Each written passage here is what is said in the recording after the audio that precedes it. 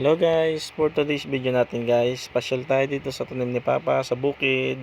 Yan guys, para makita natin yung mga tanim na ito ni Papa, ang mga gulay. Yan guys, meron ditong ampalaya. Yan. Yan po guys, ang tanim niya ampalaya, 2 weeks na daw po yan guys, na makikita natin maliliit pa. Yan, ibibidyo natin yan guys hanggang sa magkabunga at hanggang sa makain natin. Tapos dito parte naman guys, meron ding yan guys, meron din kalabasa dito guys. Yan, favorite yan ni Kuya CJ.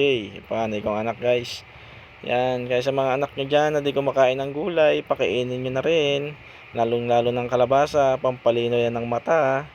Meron pa dito guys, ilang puno rin ng kalabasa. Yan, marami yan guys, lalo na pag nagkabunga. Sa tabi ng kubo guys, meron din tayong pipino. Yan, nakagawa na rin ng pala-pala dyan si Papa guys.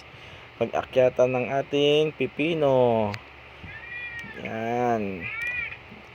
Sa mga walang hilig sa gulay dyan, dapat pilitin yung kumain dahil masustansya po yan sa ating katawan. Yan. Yan po yung palakay ni Papa na sili. Tapos patola. Sa tabi naman po ng kubo, sa kabilang gilid, merong kamote. Yan. Mga ilang linggo lang guys, pwede na nating talbusan yan at masarap yan iulam lalo sa umagahan.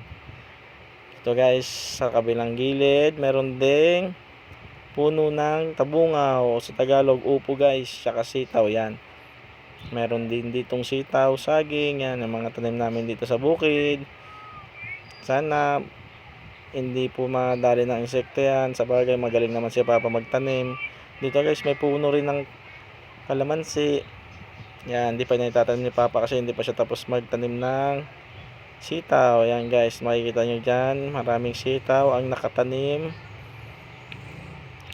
Sana mga ilang linggo o buwan magbubunga na po yan.